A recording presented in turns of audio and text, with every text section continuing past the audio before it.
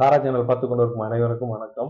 இந்த வீடியோவில் பிளவுஸினுடைய பின்கழுத்து, அதாவது பிளவுஸு சுடிதார் எதுவாக இருந்தாலும் சரி, பின்கழுத்தினுடைய அளவுகள் எப்படி எடுக்கணும், அந்த அளவுகள் எந்த மாடலுக்கு தகுந்த மாதிரி அந்த அளவுகள் இருக்கணும் அப்படிங்கிற விஷயத்தை பற்றி தான் இந்த வீடியோவில் தெளிவாக சொல்லியிருக்காங்க. முழு விளக்கமும் புதுசாக டைலரிங் புதுசாக கற்றுக்கக்கூடிய பிகினர்ஸுக்காகவே உருவாக்கப்பட்ட தொடர் தான் இது எல்லாமே. தையல் இப்போ தான் முதல்ல கற்றுக்கிறீங்க அப்படின்னா உங்களுக்கான வீடியோ தான் இந்த வீடியோ. அதனால் இந்த வீடியோஸ் தொடர்ச்சியாக பாருங்கள்.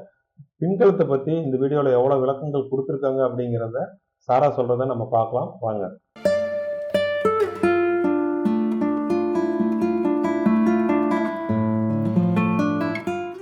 ஹாய் ஃப்ரெண்ட்ஸ், எல்லாருக்கும் வணக்கம். இன்றைக்கி நம்ம பார்க்க போகிற கிளாஸில் பேக் நெக்கினுடைய டீட்டெயில்ஸ் பார்க்க போகிறோம்.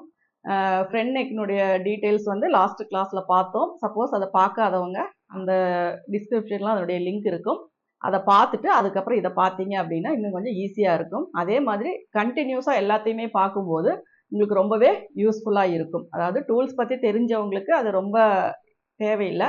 ஆனால் அதுக்கப்புறம் பர்டிகுலராக ஒவ்வொரு பேசிக் கிளாஸுமே நிறைய நுணுக்கங்களோட தான் நான் சொல்லிகிட்டு இருக்கேன்.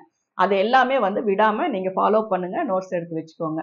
இப்போது நம்ம பார்க்க போகிறது பேக் நெக். பேக் நெக்னா என்ன அப்படின்னா, நம்மளுடைய பின்கழுத்து பின்னாடி அப்படிங்கும்போது ஷோல்டருக்கு முன்பக்கம், அதாவது நம்ம ஃபேஸ் சைடு நம்ம எடுக்கிறது ஃப்ரண்ட் நெக்கு, அதுவே நமக்கு நெக் சைடு பேக்கில் எடுக்கிறது பேக் நெக்கு.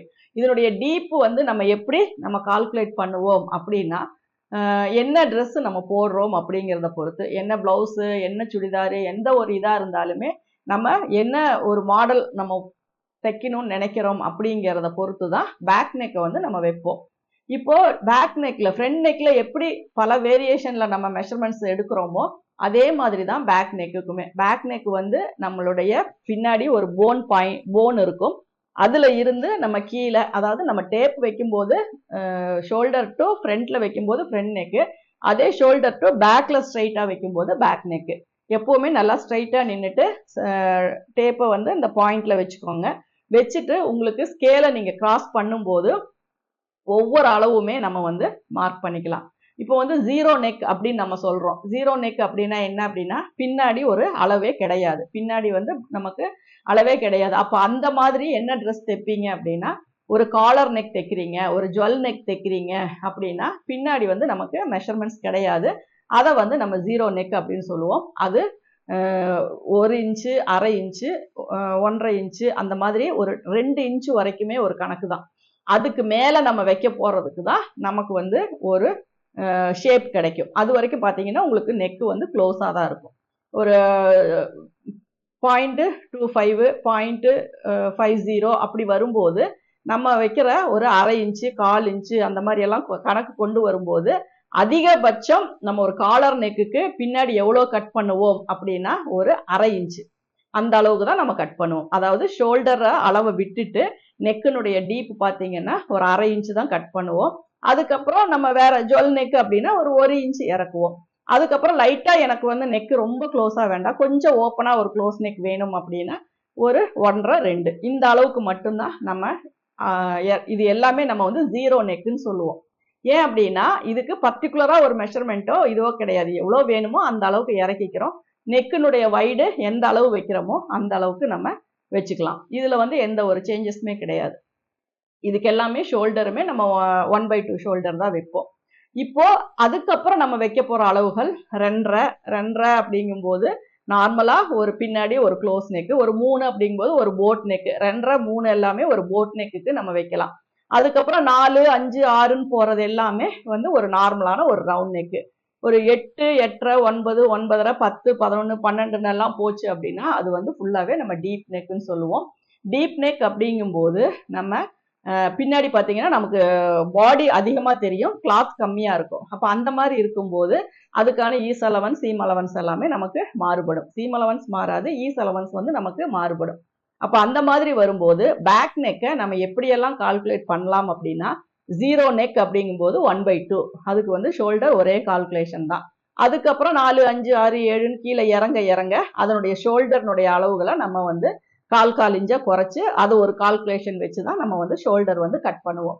அதனுடைய டீடைல்ஸ் எல்லாமே பார்த்தீங்க அப்படின்னா நம்ம பின்னாடி வர கிளாஸ்ல எல்லாமே அதனுடைய விளக்கங்கள் வந்து நம்ம பார்த்துக்கலாம். ஒவ்வொரு ஷோல்டருக்கும் எவ்வளோ வந்து நம்ம மார்க்கிங் பண்ணி கட் பண்ணணும் அப்படிங்கிறத வந்து நம்ம பார்க்கலாம். இப்போ பேக் நெக் அப்படிங்கும்போது நீங்க என்ன இறக்கம் வேணாலும் வைக்கலாம். அதாவது 0 to 11, 12 வைக்கிறவங்க கூட இருக்காங்க. அந்த அளவுக்கு கூட நம்ம டீப் நெக் வைக்கலாம். இப்போ இதனுடைய அளவுகள் எல்லாமே ஒண்ணுக்கு ஒண்ணு பார்த்தீங்கன்னா ஃப்ரண்ட்டும் பேக்கும் ஒண்ணுக்கு ஒண்ணு டிபெண்ட் பண்ணி வருமா அப்படின்னா கிடையாது. ஃப்ரண்ட் நெக்கு செப்பரேட் எப்படி வேணா வச்சுக்கலாம், பேக் நெக்கு செப்பரேட் எப்படி வேணா வச்சுக்கலாம். அதாவது ஃப்ரண்ட்ல போட் மாதிரி க்ளோஸா வச்சுட்டு பின்னாடி டீப் மாதிரி வச்சுக்கலாம், பின்னாடி போட் நெக் மாதிரி வச்சுட்டு முன்னாடி டீப்பா எப்படி வேணாலும் நம்ம மாத்தி நம்ம வச்சுக்கலாம். அதனால ஃப்ரண்ட் நெக்கு இப்படி வச்சாதான் இது வைப்பீங்களா அப்படிங்கிறது கிடையாது. உங்களுக்கு ஃப்ரண்ட் நெக் எப்படி வைக்கணுமோ அது உங்க விருப்பம், பேக் நெக் வந்து எப்படி வைக்கிறோமோ அதுவும் நம்ம அவங்கவுங்களோட விருப்பம் பொறுத்து தான். அதனால ரெண்டுக்குமே வந்து ஒரு கனெக்டிங் கிடையாது. நம்ம ஃப்ரண்ட்ல ஒரு டிசைன் பார்த்துட்டு எனக்கு இந்த டிசைன் தான் ஃப்ரண்ட்ல வேணும் அப்படின்னாலும், பேக்ல நீங்க வேற ஒரு பிளவுஸினுடைய டிசைன் சூஸ் பண்ணி இதுதான் எனக்கு பேக்ல வேணும் அப்படின்னாலுமே நம்ம வந்து ரெண்டையுமே ஒரே பிளவுஸுக்கு நம்ம வந்து வச்சுக்கலாம். அப்படி இருக்கும்போது நம்ம அந்த ஷோல்டர் கால்குலேஷன் மட்டும்தான் கொஞ்சம் வித்தியாசம் வரும். பின்னாடி ஒரு சிலதுக்கு பார்த்தீங்கன்னா நெக் க்ளோஸ்டா வந்து கீழே ஒரு ஹோல் கொடுத்துருப்போம். நம்ம ஃப்ரண்ட்ல போட் நெக் வச்சோம்னா அது கொஞ்சம் ப்ராடா வந்து கீழே ஒரு ஹோல் கொடுப்போம். அந்த மாதிரி சின்ன சின்ன டிஃப்ரென்ஸ் மட்டும்தான் வரும். மற்றபடி நம்ம வந்து பேக் நெக்ல எப்படி வேணாலும் நம்ம என்ன டிசைன் வேணாலும் எப்படி வேணாலும் ஸ்டிச் பண்ணிக்கலாம். பேசிக்கா எடுக்க போறது ஒரே விஷயம்தான். ஷோல்டர்ல டேப் வச்சுக்கிறோம், ஸ்ட்ரெயிட் பண்ணிக்கிறோம். 0, 1/2 இன்ச்சு, 3/4 இன்ச்சு, 1 இன்ச்சு, 1.25, 1.5, 2 இப்படியே வந்தா கீழே உங்களுக்கு எவ்வளோ வேணாலும் நம்ம இறக்கம் வச்சுக்கலாம். மேக்சிமம் 11.5 வரைக்குமே நம்ம வச்சுக்கலாம். அதே மாதிரி 1/4 இன்ச்சு அப்படிங்கிறது நெக்குக்கு வந்து நம்ம ரொம்ப அக்யூரேட்டா கால்குலேட் பண்ண வேண்டாம். 1/2 இன்ச்சு நம்ம வச்சா போதும். அதாவது ஃபர்ஸ்ட் 1/2 இன்ச்சு கொடுக்கறது காலர் நெக்குக்கு, அடுத்தது 1 இன்ச்சு கொடுக்கறது லைட்டா ஒரு ஜுவல் நெக்குக்கு, அப்புறம் 1.5 இன்ச்சு நார்மல், 2, 2.5, 3 அந்த மாதிரி ஒரு அரை இன்ச்சா நம்ம இன்க்ரீஸ் பண்ணி நம்ம வச்சுக்கலாம். ஏன்னா எல்லா டைப்பான பிளவுஸுக்குமே பின்னாடி ஒவ்வொரு மெஷர்மெண்ட்டும் ஒவ்வொரு மாதிரி வரும். அப்ப அந்த மாதிரி வரும்போது நம்ம பின் கழுத்துனா என்ன, அதுக்கு உயரம் என்ன, இந்த பிளவுஸுக்கு இந்த டிசைனுக்கு எவ்வளோ இறக்கம் வைக்கணும், இதுக்கு எவ்வளோ வைடு கொடுக்கணும் அப்படிங்கிற எல்லா டீட்டெயில்ஸையுமே நம்ம தெரிஞ்சுக்கணும். அதுக்காக தான் இது வந்து நம்ம பின் கழுத்துனா என்ன, அதுக்கு அளவுகள் எப்படி எடுக்கிறது அப்படிங்கிற இந்த பேசிக் கிளாஸை வந்து நீங்க ஃபர்ஸ்ட் புரிஞ்சுக்கணும். இதுவுமே முன்கழுத்து மாதிரியே தான். ரொம்ப ப்ராடா போக போக ஷோல்டர் வந்து கொஞ்சம் கொஞ்சம் க்ளோஸ் பண்ணி தான் ஆகணும். இல்லாட்டினா ப்ராடு அதிகமாக ஆக நமக்கு ஷோல்டர் வந்து அவுட்டர்ல போயிடும். அதனால தின் ஷோல்டர் கொடுக்கும்போது அதுக்கு தகுந்த மாதிரி நம்ம மார்க் பண்ணி கட் பண்ணுவோம். இப்போ பேக் நெக்னா என்ன, பேக் நெக் அப்படிங்கிறது ஒரு சுடிதாரோ ஒரு பிளவுஸோ அல்லது ஒரு லாங் ஃப்ராக்கோ எந்த ஒரு ஷர்ட்டோ எதுவா இருந்தாலுமே பின்னாடி நெக்கே இல்லையே இது எப்படி பேக் நெக்குன்னு நம்ம சொல்றது அப்படின்னா அப்படி கிடையாது. ஃப்ரண்ட் அண்ட் பேக் எடுக்கும்போது நெக்குக்கான அந்த போர்ஷன் வந்து நம்ம மார்க் பண்றதே வந்து நெக்குக்கான அளவுகள் தான். அதனால நம்ம அது 0 நெக்கா இருந்தாலும் ஓகே தான், போட் நெக்கா இருந்தாலும் ஓகே தான், நார்மல் ரவுண்ட் நெக்கா இருந்தாலும் ஓகே தான், டீப் நெக்கா இருந்தாலும் ஓகே தான். இல்ல பின்னாடி நெக்கே இல்லாம நம்ம நார்மலா ஒரு த்ரெட் போட்டாலுமே அது பேக் நெக்கோட சேர்த்து தான் வரும். அதை வச்சுதான் நம்ம கால்குலேஷன் போடுவோம். அப்போ நம்ம புரிஞ்சுக்க வேண்டிய ஒரு விஷயம் என்ன அப்படின்னா, எப்படி ஃப்ரண்ட் நெக் நம்ம மெஷர் பண்றோமோ எந்த கவனமா ஷோல்டர்ல வச்சுட்டு ஸ்ட்ரெயிட்டா டேப் விட்டுட்டு எப்படி மெஷர் பண்றோமோ அதே மாதிரி தான் பேக் நெக்குமே நம்ம மெஷர் பண்ணணும். ஒரு தடவைக்கு 2 தடவை பேக்ல வந்து அளவுகள் கரெக்டா இருக்கான்னு பார்க்கணும். ஏன்னா லோ நெக் வந்து எல்லாருமே போட்டுருவாங்கன்னு சொல்ல முடியாது. க்ளோஸா போயிட்டா கூட பிரச்சனை கிடையாது. அதுவே ரொம்ப லோவா போயிடுச்சு அப்படின்னா அவங்க அதை போட முடியாது. அதனால மேக்சிமம் அவங்க எவ்வளோ கரெக்டா சொல்றாங்க அப்படிங்கிறத தெரிஞ்சுக்கிட்டு தான் நம்ம வந்து அந்த நெக்கை வந்து நம்ம நோட் பண்ணணும். இப்போ இந்த வீடியோவில் பின் கழுத்துனா என்ன அப்படிங்கிறது உங்களுக்கு புரிஞ்சிருக்கும். அப்படி சப்போஸ் எதுவும் புரியல அப்படின்னா நீங்க கமெண்ட்ஸ்ல போடுங்க, நாங்கள் உங்களுக்கு ரிப்ளை பண்றோம். Thank you viewers. பின்களத்துல புதுசா கத்துக்கக்கூடிய உங்களுக்கு நிறைய விஷயங்கள் வந்து சாரா அவங்க சொல்லியிருக்காங்க. நீங்க ஓரளவுக்கு அதுல பார்த்து தெரிஞ்சிருப்பீங்க, நோட்ஸ் கட்டாயம் எடுத்திருப்பீங்கன்னு நினைக்கிறேன். ஒவ்வொரு வீடியோலயும் நான் சொல்லக்கூடிய ஒரே விஷயம், நோட்ஸ் எடுத்து வைங்க, நோட்ஸ் எடுத்து வைங்கன்னு சொல்லிட்டே இருக்கிறேன். அந்த நோட்ஸ் எடுத்து வைக்கிறதுனுடைய பலன் என்ன அப்படிங்கிறது இப்ப தெரியாது, ஃபியூச்சர்ல உங்களுக்கு தெரியும். அதனால நீங்க நோட்ஸ் முடிஞ்ச வரைக்கும் நோட்ஸ் ஏதாவது முக்கியமானதாவது 4-5 நோட் பண்ணி வைங்க. அதனுடைய அந்த நோட்ஸ்னுடைய இதை வந்து எங்களுக்கு நாங்கள் எப்படி பார்க்கணும் அப்படிங்கிற விஷயத்தையும் ஏதாவது ஒரு வீடியோவில் நாங்கள் இடையில சொல்லியிருப்போம். அதனால எந்த வீடியோவுமே ஸ்கிப் பண்ணாமல் முழுசாக பார்த்துட்டு வாங்க. ஏதாவது ஒரு சின்ன கேப்பில் தான் அடுத்த வீடியோஸில் உங்களுக்கு சனி ஞாயிறு வீடியோவில் லைவ்ல கலந்துக்கிறதுக்காக இருந்தாலும் சரி, இல்லாட்டினா நீங்கள் கேட்குற கேள்விக்கு பதில் சொல்கிறதா இருந்தாலும் சரி, அப்படி இல்லைன்னா ஒரு நம்பர் கொடுத்து வாட்ஸ்அப்பில் உங்களோட நோட்ஸ் எங்களுக்கு அனுப்புறதா இருந்தாலும் வீடியோவோட ஏதாவது ஒரு பகுதியில் ஒரு நம்பரில் கீழே டிஸ்பிளேவிலையோ எதுலையோ ஒன்று சொல்லுவோம், இல்லாட்டினா டிஸ்பிளேல காட்டுவோம். அதனால எந்த வீடியோவாக இருந்தாலும் முழுசாக பாருங்க, ஸ்கிப் பண்ணாமல் பாருங்க, தொடர்ச்சியாக பாருங்க.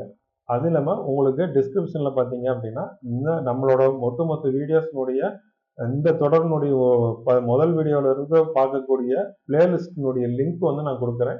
அதுலேயுமே போய் நீங்கள் அந்த லிங்கை ப்ரெஸ் பண்ணிங்கனாவே ஃபுல் வீடியோஸும் எல்லாமே தொடர்ச்சியாக நீங்கள் பார்க்கலாம். அதில் விட்டு போனது ஏதாவது இருந்துச்சுனாலுமே நீங்கள் அதில் கரெக்ஷன் பண்ணி பாருங்கள். ஏன்னா தொடர்ச்சியாக நிறைய பேர் கண்டினியூஸாக பார்க்காம ஏதாவது நடுவில் ஒரு விசேஷத்துக்காகவோ ஏதாவது காரணத்துக்காக தவிர்க்க முடியாத ஒரு காரணத்தினால வீடியோ பார்க்காம விட்டுருந்தீங்கன்னா கூட இதில் போய் பிளேலிஸ்ட்டில் போய் செக் பண்ணுங்கள். அதில் ஏதாவது வீடியோ நீங்கள் பார்க்காம இருந்தீங்கன்னா அதில் பாருங்கள். நோட்ஸ் எடுக்காமல் இருந்துச்சுன்னா கூட அந்த வீடியோவுக்கு நீங்கள் பிளேலிஸ்ட்டில் போனீங்கன்னா அந்த குறிப்பிட்ட வீடியோவுக்கு மட்டும் நீங்கள் நோட்ஸ் எடுக்கிறதுனால நீங்கள் எடுத்துக்கலாம்.